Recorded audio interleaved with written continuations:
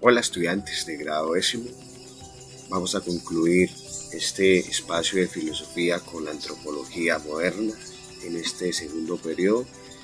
en el que hemos venido haciendo la pregunta ¿qué es el hombre y cómo se define el hombre? Si bien es cierto, dentro del contexto de la modernidad se va a explicar al hombre en tres corrientes o en tres líneas que son el racionalismo, el positivismo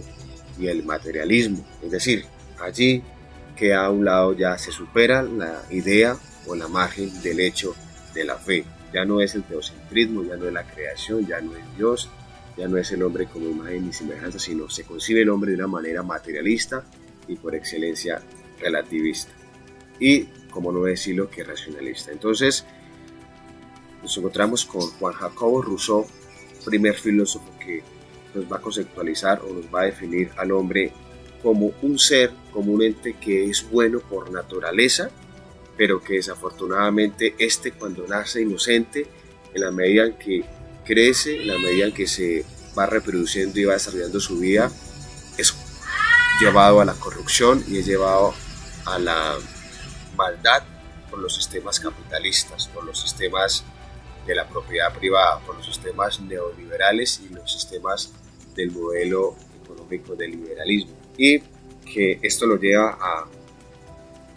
explotar, a esclavizar a las clases sociales más pobres, a las clases sociales más oprimidas. Y por el afán de querer tener gustos, privilegios y tener poder, vas a explotar a los más vulnerables. Entonces aquí Rousseau dice, no, el hombre por naturaleza nace siendo inocente, nace siendo libre de la corrupción, de la maldad, pero en la medida en que crece y se desarrolla en una sociedad, está siendo llevado a la corrupción. Luego viene Kant, Immanuel Kant, y nos expone que el hombre en su condición antropológica es un ser libre, es un ser independiente, es un ser que actúa y que vive según la inteligencia, es decir, según la razón, y que la razón es la que le otorga la capacidad o la habilidad de ser libre. Seguidamente viene Marx y este autor pues va a tener una proyección o una relación un poco más social de lo que es el hombre y ve las problemáticas que se estaban desarrollando en su momento en Francia, lo que se desarrollaba en Inglaterra, en Alemania, en esta Europa de aquel entonces, donde había mucha desigualdad entre ricos y pobres, y propone la teoría del socialismo, conocida como el marxismo, y donde quiere que el hombre se libere, que el hombre se independice de las clases sociales más burocráticas, es decir, aquellas que lo oprimen, y concibe al hombre como aquella figura que se debe independizar, que se debe redimir, que se debe liberar de la opresión, de la esclavitud. Y el hombre lo ve como un concepto universal, es decir, como un concepto genérico. Para Marx no hay estados, para este autor no hay países. Todos estamos en igualdad de condiciones. Él no hace la distinción entre blancos, negros, entre criollos, entre mestizos o indígenas, entre europeos, latinos, africanos, asiáticos. No, para Marx todos estamos en las mismas condiciones. Incluso Carlos Marx al final de su vida no tuvo ciudadanía, no tuvo una identidad patriótica, porque para él todo el universo, todo el mundo era una sola esencia, es decir, lo que se conoce como el socialismo. Luego viene Hegel, de una manera un poco más profunda nos viene a exponer la idea de que el hombre es un ser libre y que está dotado de la libertad, esa libertad gracias al hecho de que el mismo Dios se lo otorga, por el hecho de ser la criatura y el ente más desarrollado en el planeta. Y viene aquí a plantear lo que se conoce como la teoría existencialista, y es decir, que el hombre se empieza a interrogar, que se empieza a cuestionar sobre su propia existencia, es decir, sobre la razón y el sentido de la vida. Luego viene Søren Kierkegaard, bastante interesante y un poco problemático, y es que el hombre en el paso por su vida terrenal vive en una constante angustia, vive en un constante desespero. Esto a raíz de la contingencia de la vida, es decir, de saber que nuestra naturaleza es finita, quiere decir que algún día va a terminar. Entonces también viene por la misma línea de la corriente existencialista y expone que el hombre vive en un constante miedo, en una constante desesperación, porque algún día tiene que morir y que por las circunstancias de las cosas, de cómo la vida se está transformando y cambiando, de que todo no es pleno, de que todo no es completamente perfecto, el hombre se muestra angustioso. Luego viene Guillermo Federico Nietzsche, alemán, un ateo por excelencia, y también va a ser una interpretación del hombre un poco más dura,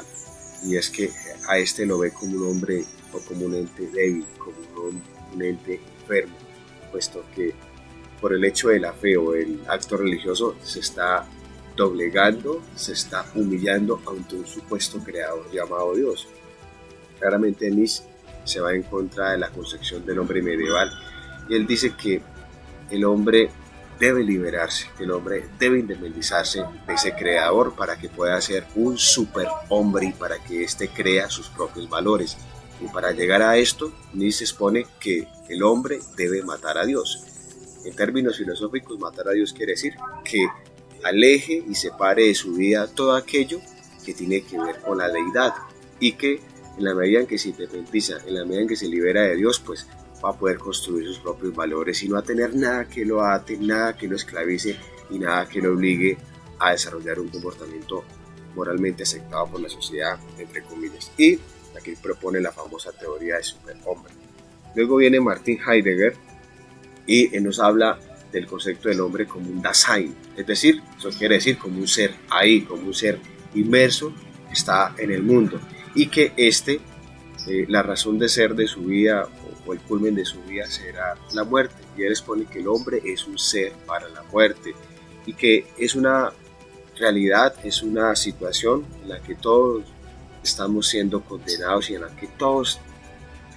tenemos que tender, en la que todos algún día tenemos que llegar, y por eso lo concibe y por eso lo interpreta de esa manera, que ninguno tiene la salvación de que no se vaya a morir. Luego viene Hobbes y termina con una interpretación un poco más dura, quizá un poco política, y los pone como el famoso Homo homini homini lupus. Quiere decir que el hombre es un lobo para el hombre. Seguramente Hobbes vio el contexto en el que se estaban desarrollando las grandes revoluciones, las grandes guerras en Europa, las grandes protestas, y vio cómo el hombre moderno y el hombre contemporáneo era capaz de cometer grandes atrocidades, grandes crímenes de lesa humanidad y derechos humanos. Como conocemos hoy en día, el secuestro, el concierto para delinquir, las torturas, los homicidios, los genocidios, en fin. Entonces dice, el hombre si es dotado de razón e inteligencia, claro, de alma y cuerpo, de espiritualidad, imagen y semejanza de Dios, pero miren lo que se ha convertido en todo un criminal y lo entiende como un lobo para el hombre. Es decir, que movido por el egoísmo, por el afán de acaparar, por el afán del materialismo, es capaz de acabar y destruir su misma especie. Chicos, este es un bosquejo, es una introducción rápidamente, una vuelta al sable conjunto de lo que es el concepto de hombre moderno y contemporáneo. Nos encontramos en Zoom, allí continuaremos explicando y profundizando esta línea. Muchas gracias.